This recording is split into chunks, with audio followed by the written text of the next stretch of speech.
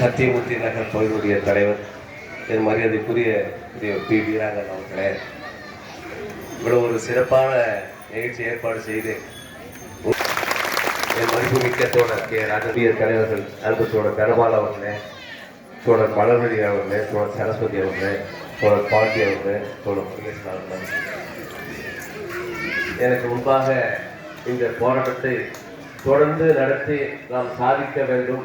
தோழர் கண்ணன் அவர்களே, அன்பு தோழர்கள், இவர்களோடு இந்த கிராமம் பிறந்ததிலிருந்து இந்த மண் பூமியானதிலிருந்து, பூமி வீடுகளானதிலிருந்து, மனிதன் உருவானதிலிருந்து ஒரு வரலாற்றையே இங்கே ஒப்படைத்திருக்கக்கூடிய மதிப்புக்கு மரியாதைக்குரிய பெரியவர் அழகர் பாண்டி அவர்களே, இந்த அமைப்பினுடைய தலைவர்களே, மாரியப்பன் அவர்களே, கண்ணன் அவர்களே, கருப்பையா அவர்களே, தோழர் மணிவாசன் அவர்களே, உச்சை அவர்களே, உண்மையிலே நான் ரொம்ப மிஸ் பண்ணிட்டேன்னு சொல்லுவாங்க.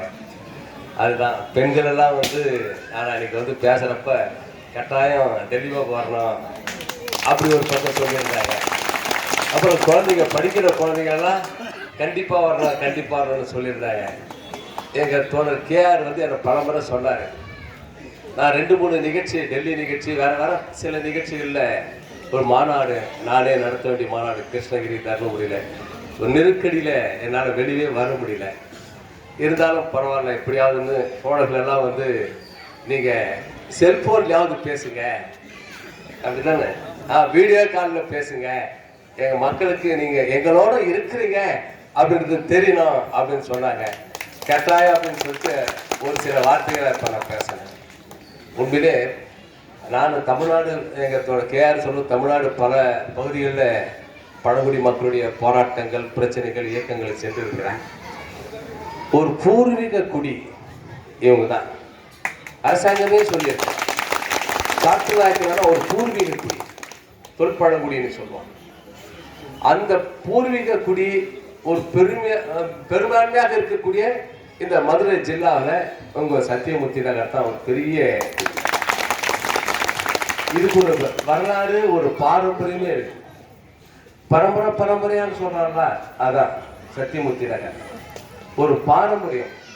அவர் சொன்னார்ல, நான் காட்டுநாயக்கன் சமூகத்தை சேர்ந்தவன், எனக்கு அரசாங்கம் அங்கீகரித்து சர்டிஃபிகேட் கொடுத்துருக்கு.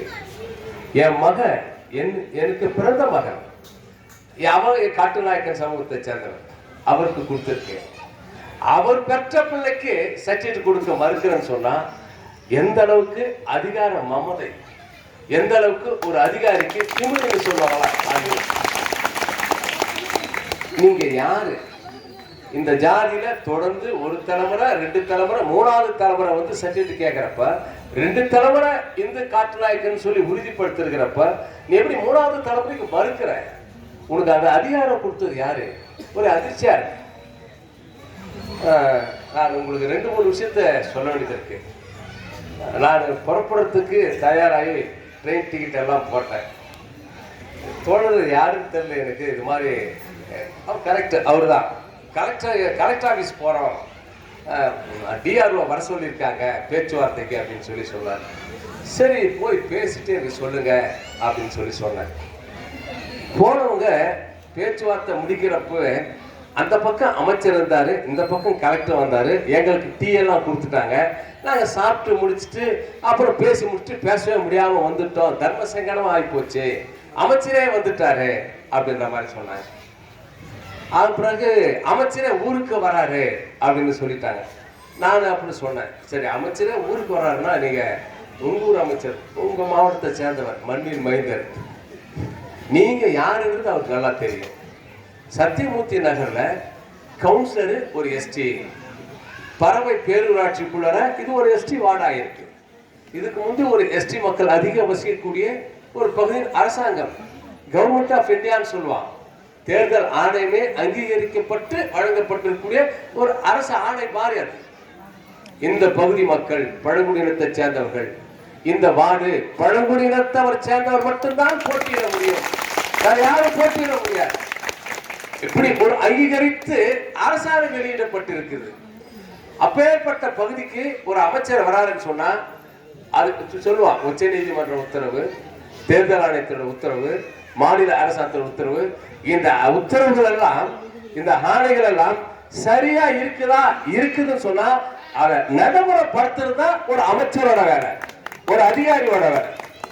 சரியில்லைன்னு சொன்னா எது சரியில்லை அதை சரி செய்யும். நான் பெருமைக்காக சொல்ல, நான் 2006 வரைக்கும் ஒரு 10 வருஷம் எம்எல்ஏ வரேன். நான் ஊருக்கு நான் எம்எல்ஏ சொன்ன போராட்டத்துக்கு வந்திருக்கிறேன். எங்கள் தோழர் மோகனும் நானும் எங்கள் மலைவாழ் மக்களுக்காக பெரிய போராட்டம் நடத்திருக்கிறேன் 2007-08. 2011 ஜெயலலிதா அந்த அம்மா முதலமைச்சராக இருக்கிறப்ப நான் சட்டமன்றத்தில் பேசுகிறேன். பெற்றோர்களுக்கு ஜாதி சான்று இருந்தால் பெற்ற பிள்ளைகளுக்கு தர வேண்டும் என்று உச்ச நீதிமன்றம் ஒரு தீர்ப்பு கொடுத்துருக்கு. இந்த அரசாங்கம் அப்படி நீங்க தீர்ப்பு அடிப்படையில் நீங்க ஜாதி சான்று தரீங்களா இல்லையா? பல பேர் பல பகுதிகளில் ரொம்ப அலங்கரிக்கப்படுறாங்க. இதே உச்ச நீதிமன்ற தீர்ப்புல தாய்மாமன் உறவு ரொம்ப ரொம்ப முக்கியமான உறவு. அனிமா உங்களுக்கு தெரியும், தாய்மாமன் உறவுனாக்கா தங்கச்சி பையன் தங்கச்சி பொண்ணு இருந்தா அந்த அண்ணன் அவர் தான் தாய் மாமா அந்த பிள்ளைகளுக்குன்னு வச்சுக்க. அவங்க தான் திருமணம் பண்றப்ப அப்படி கோணக்கா அப்படி கையை பிடிச்சிட்டு போயிட்டு மாலை போட்டு கொடுத்து உட்கார வைப்பாங்க அந்த மணமேடையில். ஒரு சிலர் பல சடங்கெல்லாம் செய்வாங்க. அந்த பந்தம் அந்த உறவு சுப்ரீம் கோர்ட்டே சொல்லியிருக்கு. ஒரு தாய் மாமனுக்கு ஜாதி சான்று இருந்தா அவனுடைய தங்கை அதான் தங்கச்சி பையனுக்கோ இல்ல அக்கா பையனுக்கோ உறவுகளுக்கோ கட்டாயம் சர்டிபிகேட் தரணும். அப்படி ஒரு உத்தரவு இருக்கு. நான் இந்த உத்தரவெல்லாம் சுப்ரீம் கோர்ட் உத்தரவு இதெல்லாம் வச்சுட்டு சட்டமன்றத்தில் பேசுறப்போ தோப்பு வெங்கடாசலன்னு சொல்லிட்டு ஒரு அமைச்சர், அவர் ஈரோடுகாரர் நினைக்கிறேன், ஆமா ஏடிஎம்கே அமைச்சர், வருவாய்த்துறை அமைச்சராக இருந்தார். அவர் இப்படி தான் சொன்னார், ரெக்கார்ட் ஆகியிருக்கு. மாண்புமிகு சட்டமன்ற உறுப்பினர் சுப்ரீம் கோர்ட் உத்தரவுகள் ஹைகோர்ட் உத்தரவுலாம் நிறைய விவரம் தெரிஞ்சவர். அதனால அவர் சொல்ற அடிப்படையில் இந்த அரசாங்கம் பெற்றோர்களுக்கு ஜாதி சான்று இருந்தால் பெற்ற பிள்ளைகளுக்கு தரப்படும் அப்படி சொன்னது மட்டும் இல்ல, குடும்பத்தில் ஒருத்தருக்கு இருந்தா அண்ணனுக்கு இருந்தா தம்பிக்கு, அக்காவுக்கு இருந்தா தங்கச்சிக்கு, அப்படி வச்சுங்களேன். குடும்பத்தில் ஒருத்தருக்கு இருந்தா மற்றவர்களுக்கும் இந்த ஜாதி சான்று தரப்படும். இந்த அரசு உடனடியாக அதை அமுல்படுத்தும், நிறைவேற்றும் அப்படின்னு அந்த அம்மா ஜெயலலிதா அம்மா முதலமைச்சராக இருக்க இவர் அமைச்சர் பேசுறாரு. நான் கேட்ட கேள்விக்கு பதில் வந்துருச்சு. அப்புறம் பேப்பர்ல எல்லாம் பெரிய செய்தியா போச்சு.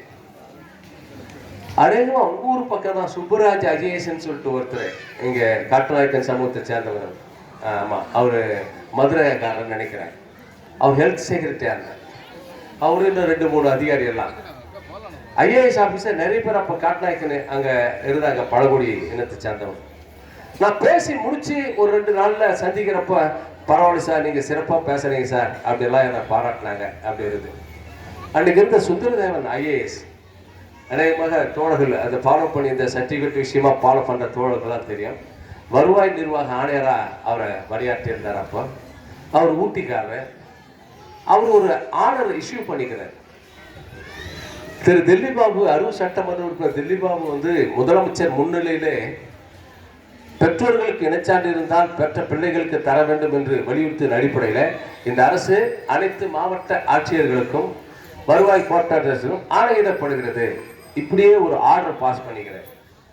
எனக்கே தெரியாது, நான் திருவள்ளூர்ல ஒரு போராட்டத்துக்கு எதுக்கு போறப்ப அங்க இருக்க நம்ம தோழர்கள் அதை கலெக்ட் பண்ணி இது கொடுத்தாங்க. அது பாருங்க, உங்க பேரை போட்டு ஒரு ஆர்டர் போட்டுக்கிறாங்க.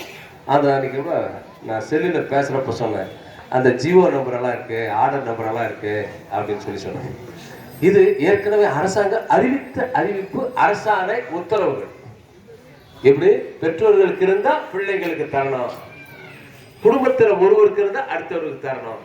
இதெல்லாம் அரசாணைகள். இதை அமல்படுத்துறது தான் ஒவ்வொரு அதிகாரியுடைய வேலையை. இப்ப சமீபத்தில் 104 ஒரு அரசாணை வெளிவந்திருக்கு. தோழர்லாம் அதை உங்களாண்ட காமிச்சிருப்பாங்க. எங்க தோழர் கே பாலகிருஷ்ணன் கட்சியுடைய மாநில செயலர் பேசுறப்ப கூட அநேகமாக அதை சொல்லியிருப்பார், வலியுறுத்தியிருப்பார்.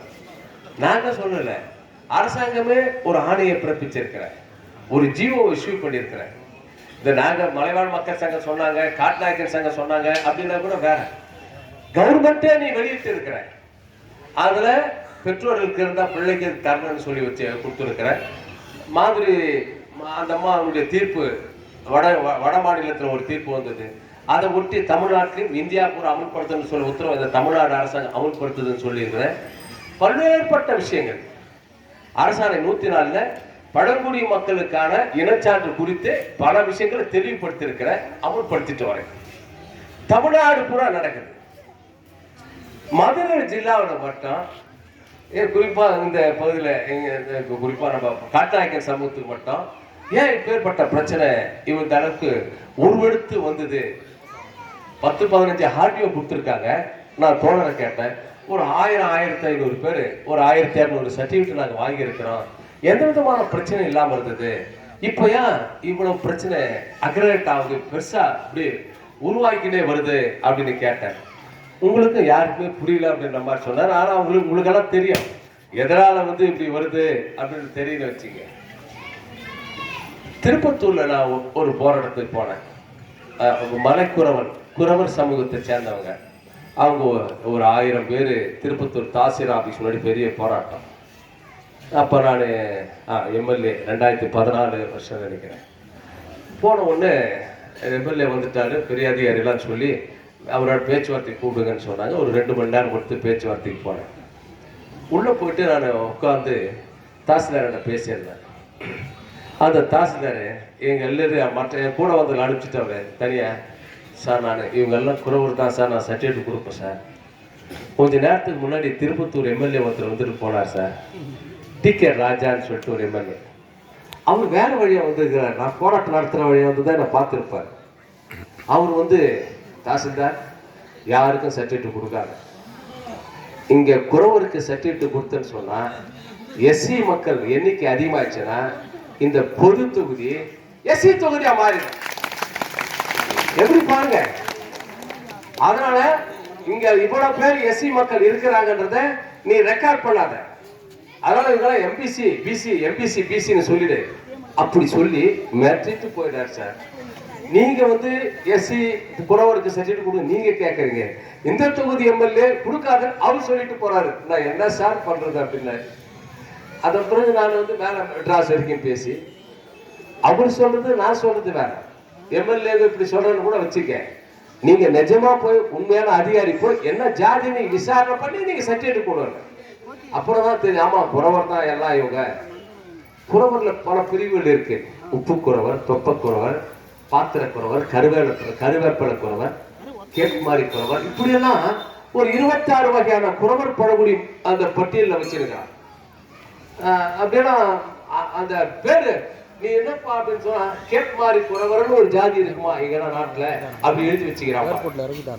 பாத்திர குறவர், பாத்திரம் வைக்கிறவங்க பாத்திர குறவர், கருவேப்பிலை வைக்கிறவங்க கருவேப்பிலை குறவர், கூட பின்னுறவங்க கூட மடையிறவங்க அவங்க ஒரு குறவர். இப்படியா ஒரு ஜாதியை அப்படியே பிரிச்சு பிரிச்சு பிரிச்சு பிரிச்சு வச்சுட்டு அப்புறம் சர்டிஃபிகேட் வாங்கணும். முடிச்சோம் ராத்திரி 11 மணிக்கு சர்டிஃபிகேட் வாங்கிட்டு தான் வெளியே வந்து வச்சுங்களேன். அது பெரிய சார். அதுதான் எனக்கு நினைவுக்கு வந்து எத்தனை ஆண்டு காலம் நீங்க யாரும் எந்த அரசியல் தலையீடு இல்லாம எதுவும் இல்லாம நாமளா உழைச்சி நாமளா கஷ்டப்பட்டு ஐயா பெரியவர் சொன்னா கூட எங்கன்னா கூலி வேலைக்கு போய் உழைச்சி நம்மளுக்கு தெரிஞ்ச குணத்தொழிலோ இல்லை தெரிஞ்ச திறமையிலோ அப்படியே உழைப்பை செலுத்தி அதன் மூலமா வரக்கூடிய வருமானத்தை பிள்ளைகளை படிக்க வைக்கிறது, கொஞ்சம் பேர் வீடு கட்டுறது, கொஞ்சம் பேர் கொஞ்சம் வசதி வண்டி கிண்டி வச்சுட்டு இப்படி இருக்கிறது, இது மூலமா 3 வேளை வயிறார சாப்பிட்றது, இந்த வாழ்க்கையை நம்ம வாழ்ந்துருக்கிறோம். நம்ம யாருக்கு ஊர்ல சொல்லலாம், நான் யாருக்கு என்ன துரோகம் பண்றேன் அப்படின்னு. இந்த எங்க மக்கள் யாருக்கு என்ன துரோகம் பண்றாங்க, எதுக்காக நீ சர்டிஃபிகேட் இப்போ கொடுக்க மாட்டேன்ற, ஏன் திடீர்னு இப்படி ஒரு பிரச்சனை முன்னுக்கு வந்துருது, என்ன காரணம்? உண்மையிலே இதுதான் நீங்க பேச வேண்டிய இடத்துல பேசணும். மரியாதைக்குரிய அமைச்சர் மூர்த்தி, நான் எம்எல்ஏ சொல்ல என் கூட எம்எல்ஏ இருந்தேன், நானும் இருந்தேன், எனக்கு நல்லா தெரியும் அவரை பத்தி. ஆனா இந்த மக்கள் நீங்கள் எல்லாம் காட்டுநாயக்கன் சமூகம் நல்லாவே தெரியும். நான் ஏதோ உங்க கூட்டத்துல பேசணுன்றதே ஆகல, அவருக்கு நேருக்கு நேரா பேசுவேன். மாண்புமிகு முதலமைச்சர் இடத்துல கூட பேசுறதுக்கு இருந்தாங்க, அதையும் நான் அதை சொல்லுவேன். அவருக்கு நீங்க எல்லாம் எந்த காட்டுநாயக்கர் சமூகத்தை சேர்ந்தவங்க தெரியும். அவர் இப்போ புதுசா எம்எல்ஏ இப்போ புதுசா மந்திரியாகி இந்த ஊருக்கு வந்திருக்காரு. கன்னியாகுமரிக்கார அவரு அமைச்சர், அவருக்கு தெரியாதுங்க நாங்க என்ன ஜாதின்னு சொன்னா, ஆமா ஆமா அவர் கன்னியாகுமரிக்கு வந்திருக்கிறாங்கன்னு சொல்லலாம். உங்க ஊர்லயே பிறந்து உங்க ஊர்லயே வளர்ந்து எங்க தோழர் சொன்னாரு, எங்க காரச்சாமின்னு சொல்லிட்டு எங்க ஆபீஸ்ல இருக்காரு, மலைவேடன் சமூகத்தை சேர்ந்தவங்க. இங்க கொஞ்சம் பேர் இந்த சுற்றுவட்டாரத்தில் இருக்காங்க. ஆமா, மலைவேடன் அப்படி ஒரு சமூகம். அந்த சமூகம் யாரு என்ன அதுன்னு சொல்லி ரொம்ப நல்லாவே பக்கத்து ஊருக்காரே மூர்த்தி அமைச்சர் அப்படின்னு சொன்னாங்க. அங்க இருக்கிற அவரு குடியிருக்கிற இடத்துல பக்கத்துல. அதன் பிறகு போய் பார்த்தா செஞ்சா சொன்னா, ஆமாமா நீங்க எல்லாம் மலைவாழன் தெரியும், அப்புறம் பார்க்கலாம் செய்யலாம் அப்படின்னு சொல்லிட்டாரா அப்படின்னா. அது போல இந்த மாவட்டத்துடைய அமைச்சர் உச்சபட்ச அதிகாரம் படைத்தவர். அவர் ஒரு உத்தரவு சொல்ற, ஒரு அதிகாரிக்கு ஒரு இந்த பணியை செய்யணும், இது விசாரிங்க, இங்க போய் பாருங்க, இங்க ஒரு டேங்க் கட்டி கொடுங்க, அந்த ரோடு போடுங்க, அந்த ஊருக்கு பஸ் விடுங்க அப்படின்னு சொன்னா அரசாங்க உத்தரவு. அது அமைச்சர் சட்டமன்றத்துல ஒரு வார்த்தையை உச்சரிச்சா, ஒரு வார்த்தையை பேசி முடிச்சா அரசாங்க உத்தரவுன்னு அர்த்தம் அதுக்கு பேர். அது போலதான் ஒரு அமைச்சர் நேரடியாக சொன்னா அதிகாரிகள் அந்த உத்தரவை, அந்த வார்த்தையை, அவர் சொல்லி இருக்கக்கூடிய அந்த விஷயத்தை அமல்படுத்தணும், நிறைவேற்றணும். நீங்க யாரு நல்லா தெரியும். இந்த மக்களுக்கு ஏன் கார்டாய்க்கு சான்று தர மாட்டேன்றீங்க அப்படி ஏன் அவர் அதிகாரி கேட்க தயங்குறாரு? எனக்கு இதான் புரியல. சட்டத்தை ஏற்ற இடத்துல, சட்டத்தை அமல்படுத்துற இடத்துல இருக்கிற சொல்லுவோம் எக்ஸிஸ்டிங் அமெண்ட்மெண்ட், எக்ஸிஸ்டிங் ஜியோன்னு சொல்லுவோம், ஏற்கனவே உள்ள சட்டங்கள், ஏற்கனவே உள்ள அரசு ஆணைகள், இதெல்லாம் அமல்படுத்துறது தான் அதிகாரிகளும் அமைச்சர்களும் எம்எல்ஏக்களும். அப்படி வச்சுங்களேன், இருக்கிறத ஏன் அமல்படுத்த தயங்குறாரு? என்ன காரணம்? இங்க நிறைய நான் தோழர் கேட்டேன், இங்க இருக்கிறவங்க எல்லாம் நான் தமிழ்நாடு மலைவாழ் மக்கள் சங்கத்துல எனக்கு 35 வருஷமா இருக்கிறேன். அகில இந்திய அளவுல எங்க சங்கத்துல அகில இந்திய பொருளாளரா, இதில் தமிழ்நாடு மட்டும் இல்லை, ஜார்க்கண்ட், சத்தீஸ்கர், வெஸ்ட் பெங்கால், உத்தரப்பிரதேஷ், ஜெய்ப்பூர், இப்படியெல்லாம் ஒரு 7-8 ஸ்டேட்ல போய் நம்ம மக்கள் எல்லாம், பழங்குடி மக்கள் எல்லாம் எப்படி வசிக்கிறாங்க, வாழறாங்க, ஆந்திரா, தெலுங்கானா, இவங்களுக்கு எல்லாம் சர்டிபிகேட் எல்லாம் எப்படி கிடைக்குது இப்படின்ற விஷயம் கவர்மெண்ட்லயே நான் போய் விசாரணை பண்ணிட்டு வந்தேன். கூட அதிகாரிகள்லாம் வந்தாங்க, அமைச்சரும் வந்தாங்க, ஒரு 6-8 பேர். அரசாங்கமே என்னை அனுப்பிச்சு விசாரணை பண்ணி செஞ்சு அப்புறம் சில விஷயங்களை நாங்கள் கொண்டு போனோம். அப்படி அகில இந்தியாவில் நேஷனல் எஸ்சி/எஸ்டி கமிஷன் ஒன்று இருக்கு, தாழ்த்தப்பட்டோர் மற்றும் பழங்குடியினர் ஆணையம் சொல்லிட்டு ஒரு ஆணையம், அவர் கமிஷன் டெல்லியில் இருக்கு. அகில இந்திய அளவில் எல்லா தலைவர்களும் கூப்பிடுறப்ப தமிழ்நாட்டிலிருந்து என்ன தான் கூப்பிட்டுருந்தாங்க. நான் தான் நம்ம பழங்குடி மக்கள் சங்கம் சம்பந்தமா, மற்ற பிரச்சனைகள் சம்பந்தமா டெல்லியில் அந்த நேஷனல் கமிஷன்ல பேசினேன் அப்படின்னு வச்சுங்களேன்.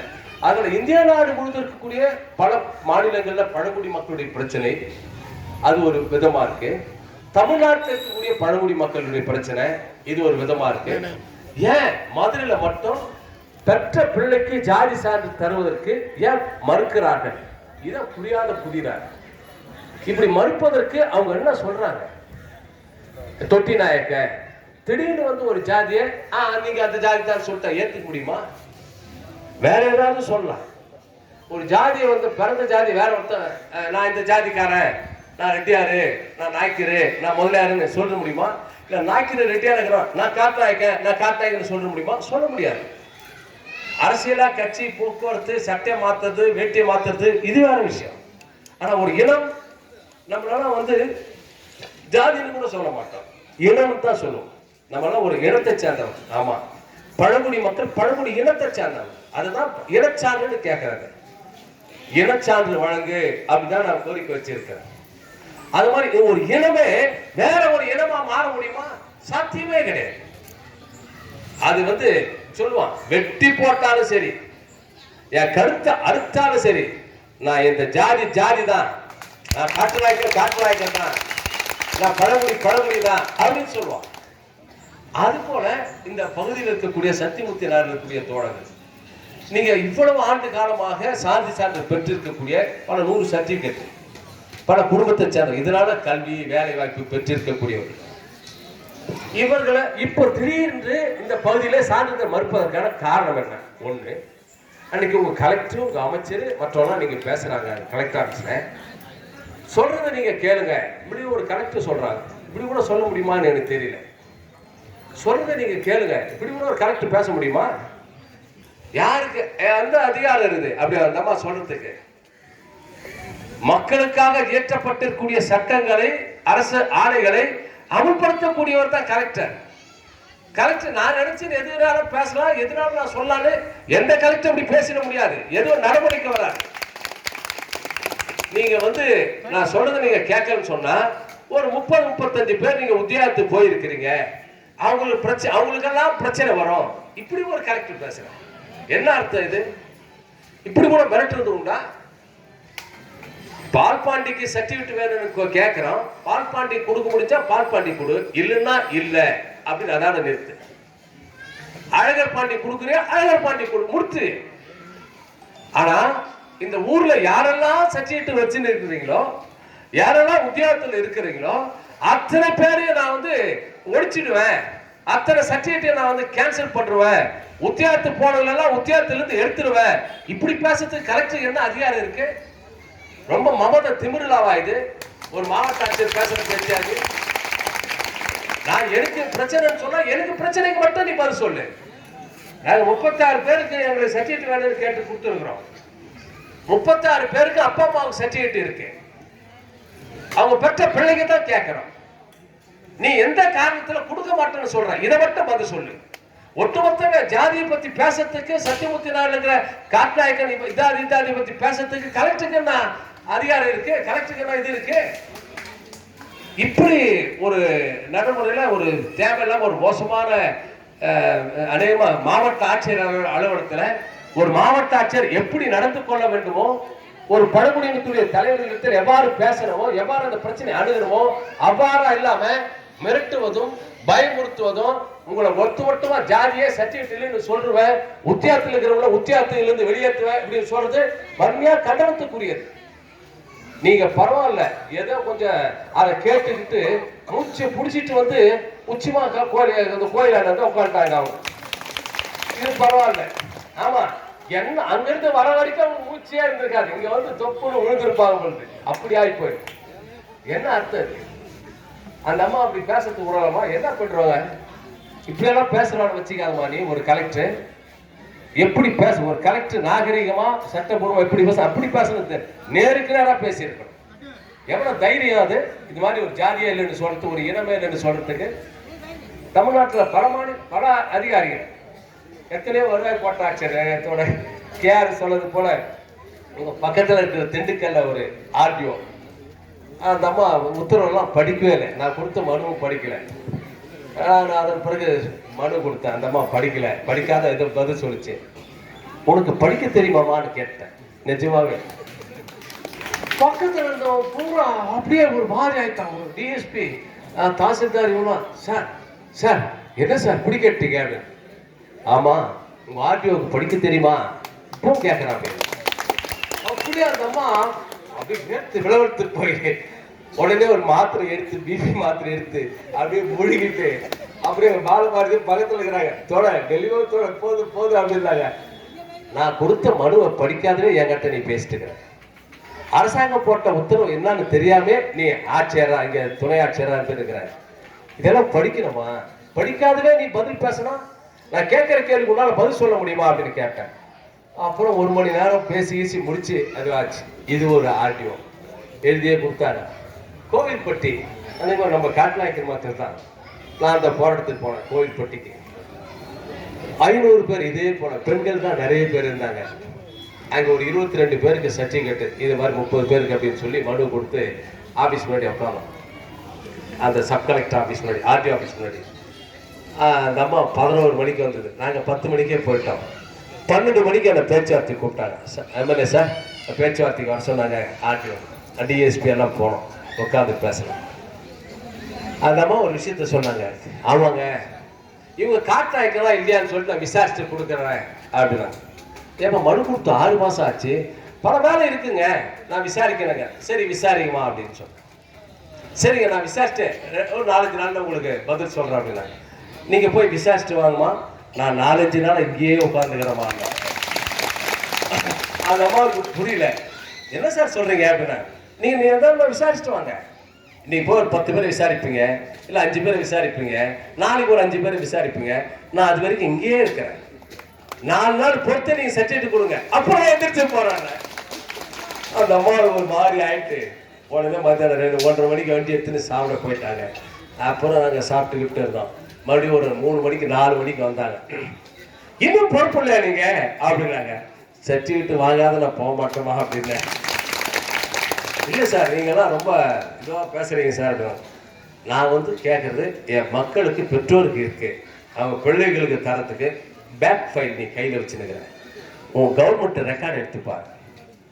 அவர் அப்பாவை விசாரணை பண்ணி அப்புறம் தான் சர்டிஃபிகேட் கொடுத்தாங்க. அவருக்கு பிறந்த பிள்ளை தான் இது. இதுக்கு தான் சர்டிஃபிகேட். நீங்கள் இதுக்கு மேலே என்ன விசாரணை பண்ண போறீங்க? இப்போ அவங்க அப்பா அந்த ஊரில் குடியிருக்காரா இல்லையா? ரேஷன் கார்டு போய் எடுத்துப்பாரு, ஆதார் அட்டை போய் எடுத்துப்பாரு, வேற என்னென்ன தேவை, ஓட்டர் லிஸ்ட் இருந்தால் ஓட்டர் லிஸ்ட் எடுத்துப்பாரு. ஆமா குடியிருக்காரு, இருக்காரு, அரிசி பருப்பு ரேஷன் கடையில் வாங்குறாரு அப்படின்னா ஆமா குடியிருக்காரு, அவர் பிள்ளைக்கு தரலாம், கொடுத்துட்டு போக போற. நீ இவ்வளவு தானமா விஷயம் அப்படின்னு சொல்லி பேசணும். இல்லை சார், எனக்கு 1 வாரம் ஆகும் சார், இப்படி ஆகும் சார், அப்படி ஆகும் சார் சொல்லணும். நான் ஏற்றுக்கவே மாட்டேன்னு சொல்லிட்டேன். கடைசி அந்த அம்மா 7 மணிக்கு வீட்டுக்கு புறப்பட்டு போயிடுச்சு. சாயங்காலம் ராத்திரி 7 மணிக்கு நான் போராட்டத்தை நடத்திட்டே இருக்கிறேன். 8-9 மணிக்கு பெரிய டபரா செட்டை வச்சு உப்புமா செஞ்சு கிண்டி சாப்பிட ஆரம்பித்து எல்லாருக்கும் இலையெல்லாம் போட்டாங்க. இப்படியெல்லாம் நடந்துச்சு. நான் மெட்ராஸ்க்கு ஒரு அதிகாரிக்கு ஃபோன் பண்ணேன். நான் இது மாதிரி இங்கே உட்காந்துருக்கிறேன் காலையிலேருந்து, இது மாதிரி உங்கள் ஆர்டிஓ ரெஸ்பான்ஸ் எல்லாம் பதில் சொல்லிட்டு போகிறாங்க. உங்கள் கலெக்டருக்கு ஃபோன் பண்ணேன். கலெக்டர் நான் கொடுக்க சொல்லிக்கிறேன் சார் சொன்னாங்க. கலெக்டர் சொல்லி இந்த அம்மா கொடுக்கல. சர்டிஃபிகேட் இல்லாமல் அந்த இடத்த விட்டு போக மாட்டேன் சார். நான் இப்போ ஆஃபீஸ் உள்ள உட்காந்துக்கிறேன். ரோட்டில் இப்போ உட்காந்தோன்னா ஒரு பஸ் இந்த பக்கம் அந்த பக்கம் பஸ்ஸு போகாது. பெரிய ராடு பிரச்சனை வந்துடும். தேவையில்லை நெருங்கிறேன். எதுக்கு நீங்கள் பெரிய அதிகாரி கூட சொல்கிறேன் சார்ன்னு சொல்லிட்டு அவர் சீஃப் செக்ரட்டரி ரேங்க் ஒரு பெரிய அதிகாரி யார் ஒரு விஷயம் சொன்னால் நீங்கள் கவனிக்கல. மெட்ராஸில் உயர் அதிகாரிகள்லாம் இவருக்கு தெரிஞ்சவங்க பரிசுமானவங்க. என் கூட படிச்சவங்க 4 பேர் ஐஏஎஸ் ஆஃபீஸர், பெரிய பெரிய ஆஃபீஸர் இருக்காங்க மெட்ராஸில் படிச்சவங்க. அப்புறம் சொன்ன பிறகு அப்புறம் மணி 12:20 ராத்திரி இந்த அம்மா ஆர்டிஓ போய் சாப்பிட்டு படுத்து தூங்கிடுச்சு. நல்ல தூக்கம் இந்த அம்மாவுக்கு.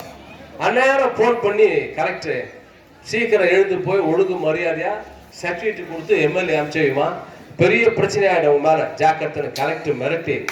ராத்திரி 12:30 மணிக்கு வருதுங்க. அப்படியே 12:30 மணிக்கு கண்ணை கசக்கின்னு வந்து அப்படியே பயங்கரமா என்னை திட்டிக்கிட்டே வருது. தூங்க விடல, உயிரை எடுத்துக்கிட்டாங்க, இதை எடுத்துக்கிட்டாங்க. இந்த அப்படி சொல்லுவாங்க மலைவாழ் மக்கள் சங்க தலைவர். அவர் சீக்கிரமா சொல்ல மாட்டாங்க அதிகாரிலாம். இந்த கம்யூனிஸ்ட் எம்எல்ஏ இப்படிதான் சொல்லுவாங்க. இந்த கம்யூனிஸ்ட் கட்சி எம்எல்ஏ உயிரை எடுத்துட்டு ஆள் அப்படின்ற மாதிரி பேசிட்டே வருவாங்க. அப்புறம் வந்த உடனே எங்கள் ஆளுங்க வந்துட்டாங்க, ஆர்டிஓ வந்துட்டாங்க. இல்லைப்பா நான் ஃபோனில் சொன்ன நடக்கும், நீ கவலைப்படாதீங்கன்னு சொல்லிட்டு அப்புறம் அம்மா நான் முதலே சொன்னேன் 10 சர்டிஃபிகேட் இப்போ கொடுத்துருமா, மற்ற போது நீ நாளைக்கு மறுநாள் கூட கொடு. தேவையில்லாம நான் பாராட்டிட்டு உன்னை பேசிட்டு டிவிலலாம் பேட்டி கொடுத்துட்டு போயிருப்பேன். இப்போ தேவையில்லாமல் எவ்வளோ பெரிய பிரச்சனை ஆக்கினீங்க. நான் சீஃப் செக்ரட்டரி வரைக்கும் பேசுகிற அளவுக்கு ஆகிப்போச்சு, பெரிய பெரிய அதிகாரி வரைக்கும் பேசுகிற அளவுக்கு ஆகிப்போச்சு உங்கள் மேலே அப்படியெல்லாம் சொன்ன உடனே ஒரு 10-12 சர்டிஃபிகேட் எழுதி ராத்திரி 12:20 எங்கள் கையில் கொடுத்துட்டு அப்புறம் நம்ம பண்ணிட்டு போச்சு. அந்த மக்கள் கூட மறக்கவே மாட்டாங்க. போராடி சாதிச்சாங்க. காட்டுநாயக்கன் சமூகத்தை சேர்ந்த அந்த கோயில்பட்டி ஜனம் 7 மலை ஏதோ 2-3 அங்கே இருக்கு. அந்த 4-5 கிராமம் தான் மக்கள். இப்படி பல இடங்கள்ல எந்த அளவுக்கு நம்ம போராட்டத்தை வலுவா முன்னெடுத்து போறோமோ, அரசாங்க அதிகாரிகளை நிர்பந்தப்படுத்துறோமோ, அரசாங்கத்தை நிர்பந்தப்படுத்துறோமோ, அங்கெல்லாம் நாம சர்டிஃபிகேட் வாங்கியிருக்கிறோம், சாதிச்சிருக்கிறோம், வெற்றி பெற்றிருக்கிறோம். அத்தகைய போராட்டத்துக்கு அநேகமா இங்க இருக்கக்கூடிய சத்தியமூர்த்தி நகர் தோழர்கள் குறிப்பா என்ன நோக்கம் உங்களுக்கு கொடுக்க மறுக்கிறாங்கன்றது உங்களுக்கு புரிஞ்சுதான்னு தெரியல. ஒரு பக்கத்துல உள்ளாட்சி தேர்தல் வருது. உள்ளாட்சி தேர்தலில் இது பொதுவாடா மாத்தலாமா இல்ல எஸ்டி வாடா இருக்கலாமா, இப்படி ஒரு பக்கம்.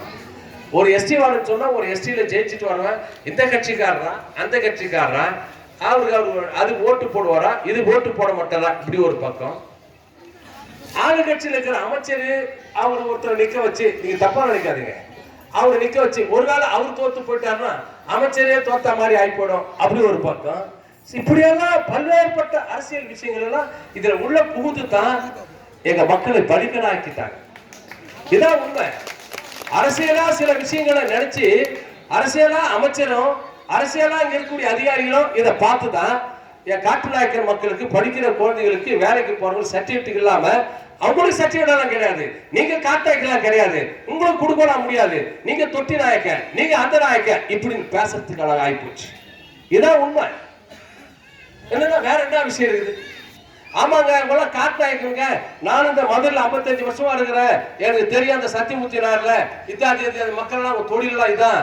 அவங்க வேட்டையாடுறது, இப்படி போறது, கூலி வேலைக்கு போறது, இதை பண்றதா, ஜோசியம் பாக்குறது எனக்கு நல்லாவே தெரியும். முடியா மொத்த பேருக்கு காட்டாங்க சட்டிட்டு சொல்றதுக்கு அமைச்சருக்கு என்ன கஷ்டம்?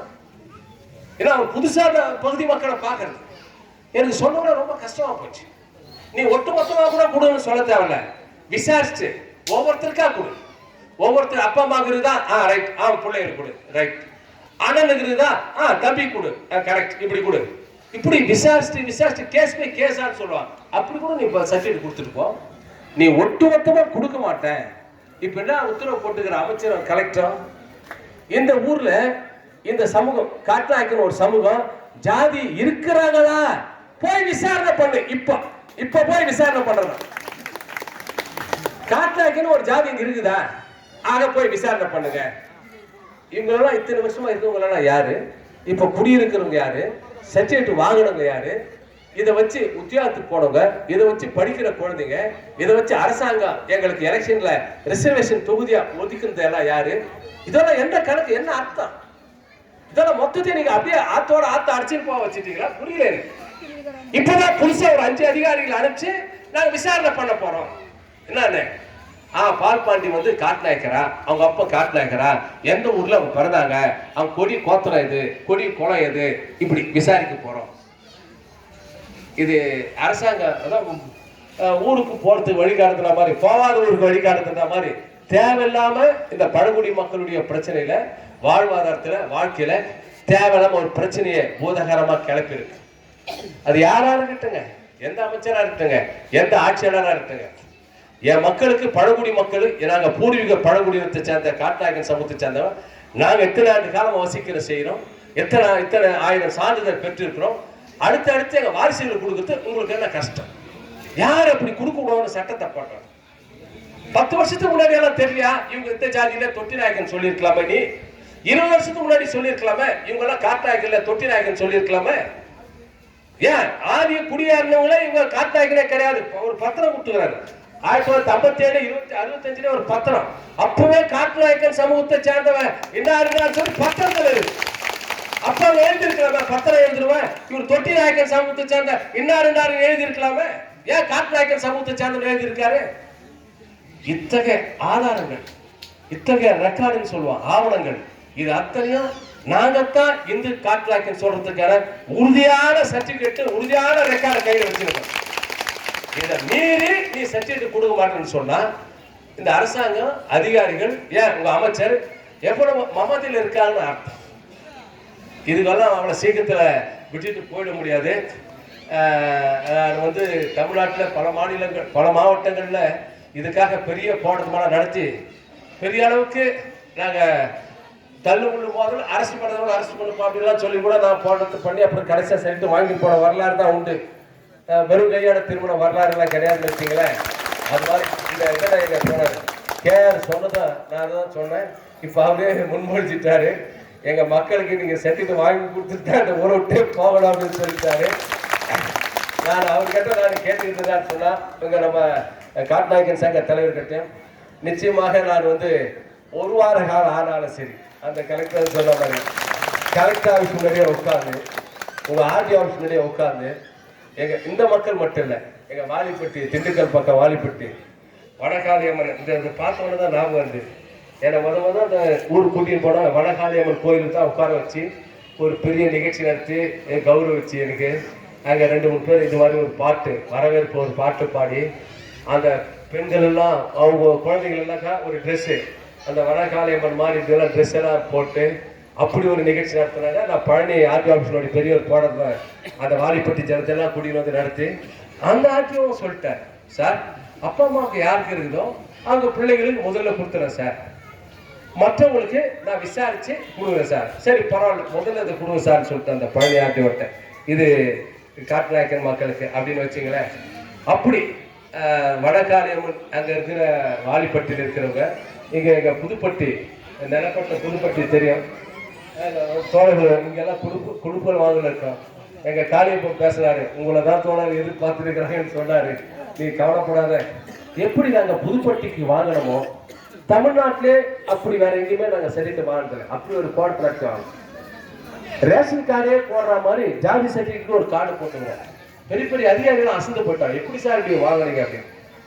5 பேர் குடும்பத்தில் இருப்பாங்க, 5 பேர் எழுதுவோம். அது அப்பா அம்மாவுக்கு சர்டிஃபிகேட் கொடுத்தாச்சு, மிச்சம் 3 குழந்தைங்க பேர் இருக்கும். இந்த 3 குழந்தைங்களுக்கு எப்போ சர்டிஃபிகேட் தேவையோ இந்த ரேஷன் கார்டு மாதிரி அந்த கார்டை போய் கொடுத்தாக்கா உடனே சர்டிஃபிகேட் எழுதி கொடுத்துருவோம். விசாரணைக்கே தேவையில்லை. அப்பா அம்மாவை தான் ஏற்கனவே விசாரணை பண்ணி வச்சுட்டாங்க. அவங்க பெத்த பிள்ளைங்க முதல்ல ரெக்கார்ட் பண்ணுவான். ரேஷன் கார்டு மாதிரியே இருக்காது கார்டு, பெரிய கார்டு. தமிழ்நாடு முழுவதும் அமல்படுத்தணும்னு சொன்னேன். பல அதிகாரிகள் தான் அதை அப்படியே உழப்பாச்சுட்டானுங்க. அது இருந்தாலும் அந்த புதுப்பட்டியில அத்தனை நூற்றுக்கணக்கான ஜாதி சான்று காட்டாய்களுக்கு நாங்கள் வழங்கி ஏறக்குறைய ஒரு 1000 பேர் படிப்பு படிச்சிருக்காங்க. ஒரு 75 பேர் அரசாங்க உத்தியோகத்துக்கு போயிருக்காங்க. அங்கிருந்து கூட 2 ஆசிரியர்களை 2 பேர் டெல்லிக்கு வர வச்சு ஒரு கூட்டத்தில் பங்கெடுக்க வச்சோம். அந்த மக்கள் இன்னைக்கும் ஜாதி சான்று பெற்று ஒரு கல்வி ஒரு வேலை வாய்ப்புல அப்படி நெஞ்சு நிமிர்ந்து அங்க புதுப்பட்டியில நிக்கிறாங்கன்னு சொன்னாக்கா மலைவாழ் மக்கள் சங்கத்துடைய தமிழ்நாடு மலைவாழ் மக்கள் சங்கம் செங்கோடு இயக்கத்துடைய ஒரு மகத்தான போராட்டம் அந்த மக்களை இன்னைக்கு பாதுகாத்திருக்கு. அதே போல எங்க சத்தியமூர்த்தி நகருக்கும் நிச்சயமாக அதை நம்ம மீட்டெடுப்போம், வென்றெடுப்போம் அப்படின்னு அவர்கிட்ட நான் உத்தரவாதம் கொடுத்துருக்கிறேன். அது அடிப்படையில உண்மையிலே நீங்க போராட்டம் நடத்துற அந்த காலகட்டத்தில் என்னால வர முடியாது. நான் சொன்னேன், ரொம்ப நாள் உங்களை மிஸ் பண்ணிட்டேன். அந்த போராட்ட காலத்தில் வந்திருந்தா வேற விதமா காலமே சூடுபடுத்தி இருக்கோம், தமிழ்நாடு செய்தியாக இருக்கும், பெரிய பரபரப்பாக இருக்கும். அந்த நேரத்தில் வர முடியாது போச்சு. 2வது உங்களுக்குள்ள சில ஒற்றுமையான சில விஷயங்களை ஜாதி செஞ்சுட்டு வேணுன்றதுல ஒற்றுமையா இருக்கிறோம். ஆனா தலைவர்கள் வர்றது, பங்கேற்பு, தலைமை அதிகாரிகிட்ட போறது, பேசுறது, எப்படி போராட்டத்தை நடத்துறது, அதுல ஒரு ஒற்றுமையை நீங்க இப்ப உருவாக்க வேண்டிய கட்டத்தில் நீங்க வந்துட்டீங்க. ஆரம்பத்தில் இப்படி அப்படி இருக்கு, ஏன்னா இப்ப அப்படி கிடையாது. கடைசியா இப்போ நம்ம ஒரு முடிவு எடுக்கிறோம்னு சொன்னா கட்டாயம் இந்த கிராமமே இந்த பகுதியை மொத்த பேர் அந்த முடிவுக்கு வந்துருவீங்க. ஆர்டிஓ ஆபீஸ் முன்னாடி வருவாய் கோட்ட ஆட்சியர் தான் நம்மளுக்கு சர்டிஃபிகேட் தரணும். ஆகவே அந்த வருவாய் கோட்ட ஆட்சியர் அலுவலகம் முன்னாடி நாம நடத்துற காத்திருப்பு போராட்டம் ஜாதி சர்டிஃபிகேட்டை பெற்றுத்தான் நம்ம வெளியே ஒரு வாரம் ஆனாலும் சரி, என்ன ஆனாலும் சரி. இங்க இருக்கிற நம்ம மக்கள் மட்டும், இந்த காட்டுநாயக்கன் மக்கள் மட்டும் இல்ல, எங்க கட்சியினுடைய மாவட்ட செயலர் அன்பு தோழர் KR வந்திருக்காரு. அநேகமாக இந்த ஜனவரி மாதம் எங்களது ஒரு 2-3 தேதியில் ஒரு பெரிய ஒரு மகாநாடு விழுப்புரத்தில் இருக்குது. அது முடிஞ்ச பிறகு எங்களுக்கு கொஞ்சம் கால அவகாசம் இருக்குது. அந்த காலகட்டத்தில் மார்க்சிஸ்ட் கட்சி தோழர்கள், எங்கள் மாதர் சங்கத்துடைய தோழர்கள், இவங்களும் நாங்கள் நூற்றுக்கணக்கான தோழர்களை நாங்கள் அடித்தரட்டுவோம். நான் திண்டுக்கல்ல இருந்து பிற பகுதிகளிலிருந்து இப்போ மாநில தலைவரே இந்த போராட்டத்தை நான் வரேன்னு சொன்னாக்கா சுற்று வட்டாரத்தில் இருக்கிற காட்டுநாயக்கன் சமூகத்தை சேர்ந்த மக்கள் திருவண்ணாமலையிலிருந்து, போலூர்லேருந்து, செய்யாறுலேருந்து அங்கே இருக்கிற மக்களெல்லாம் கூட நூற்றுக்கணக்கான பேர் இந்த போராட்டத்தை வர வைக்கிறதுக்கு ஏற்பாடு பண்ணுவோம். குறைஞ்சது ஒரு 5000 பேர் அந்த வருவாய் கோட்டாட்சி முன்னாடி நம்ம போராட்டத்தை நடத்துகிறோன்னு சொன்னால் 1 நாள் 2 நாளில் சர்டிஃபிகேட் வாங்கின பிறகு தான் வெளியே எழுதுவாங்க. அது வரைக்கும் அந்த போராட்டம் ஓயாது. அது முதலமைச்சருக்கு தகவல் சொல்லுவோம், சம்பந்தப்பட்ட தலைமைச் செயலாளர் கொண்டு போயிடுவோம். எந்தெந்த அதிகாரிகள்லாம் தகவல் கொடுமோ அவங்களுக்கு தகவல் கொடுத்துருவோம். நாங்கள் இந்து காட்டுநாயக்கன் பழங்குடியினத்தை சேர்ந்தவர்கள், எங்களுக்கு இனச்சான்று வழங்குவதற்கு உடனடியாக அரசு உத்தரவிட வேண்டும். ஏற்கனவே எங்களுக்கு பெற்றிருக்கக்கூடிய பிள்ளைகளுக்கு, அதாவது பெற்றோர்களுக்கு இருக்கக்கூடிய அவர் வாரிசுகளுக்கு, பிள்ளைகளுக்கு, குடும்ப உறவுகளுக்கு, ரத்த பந்த கொடி உறவுகளுக்கு உடனடியாக அது வழங்க வேண்டும். நீ 5 பேர் கொண்ட கமிஷனரை போடு, இனி 50 பேர் கொண்ட கமிஷனரை போடு. ஒரு ஊர் இருக்குதா, அத்திப்பட்டியில ஒரு ஊர் இருக்குதான்னு ஒரு சினிமா படத்துல தேங்கினா பாரு, அது மாதிரி எங்க சத்தியமூர்த்தி நகரில் ஒரு ஊர் இருக்குதா, அந்த ஊர்ல ஆள் இருக்குதா, அந்த ஆளுல எல்லாம் காட்டுநாயக்கனா இப்பதான் விசாரிக்கிறது கவர்மெண்ட்டுக்கு 5 பேர் கொண்ட அதிகாரி போடுறாங்க. அதனால நீ எந்த அதிகாரியை போடு, ஏதாவது பண்ணு. ஆனா நாங்க பழங்குடியினத்தை சேர்ந்தவர்கள், பூர்வீக குடிகள், சத்தியமூர்த்தி நகருக்கு உரிமையெல்லாம் வழங்கி இருக்குது. அந்த அடிப்படையில் தான் நாங்கள் இனச்சான்று கோர்றோம். அதை நீங்கள் வழங்குன்னு சொல்லிட்டு வருவாய் கோட்டாட்சியர் அலுவலகம் முன்பாக ஒரு பிரமாண்டமான ஒரு போராட்டத்தை அநேகமாக தை மாதம் முன்பாகவோ இல்லாட்டி தை மாதத்துக்கு தைக்கு பிறகு, உங்களுக்கு தை மாதத்துல கொஞ்சம் வேலைகள்லாம் இருக்கும். ஆமாம், பொங்கல் இப்பேற்பட்ட நேரத்தில் கொஞ்சம் உங்களுக்கு நீங்கள் ஃப்ரீ படிக்கிற நேரத்தில் இடைவெளி இருக்கிற நேரத்தில் ஒரு வார கால போராட்டத்தை நாம் வருவாய் கோட்டாட்சியர் முன்பாக நடத்தி இந்த 36 சான்றிதழ் முதல்ல பெறுவது அடுத்து வாரிசுகளுக்கு பெறுவது அத்தகைய போராட்டத்துக்கு நீங்கள் அத்தனை பேரும் தயாராக வேண்டும். உங்களோடு நான் முதல் மனிதாக நின்று ஜாதிச்சான்றிதழ் பெற்றுத்தான் இந்த ஊருக்கு திரும்புகின்ற மாதிரி எங்கள் கேஆர் சொல்வது போல அத்தகைய போராட்டத்தை நான் துணை நிற்கிறேன் தெரிவித்துக் கொண்டு உண்மையிலே உங்களை சந்திப்பதற்கும் பெண்கள் எல்லாம் வந்து ரொம்ப ஆக்ரோஷமாக தான் எங்கள் தோழர் சொல்றாங்க. பெரிய அளவுக்கு நீங்கள்